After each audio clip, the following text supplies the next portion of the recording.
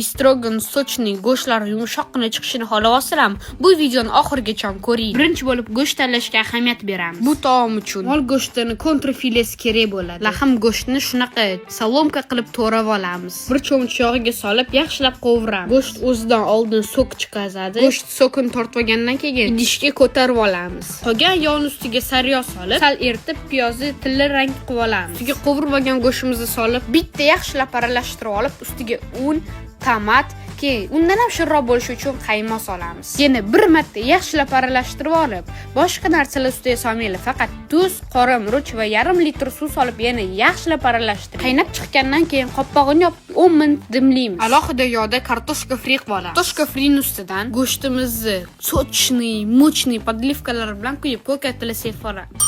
Mana endi eng asosiy joyga keldik. O'ylaymanki, bu qattiq qilishni o'rganib oldinglar.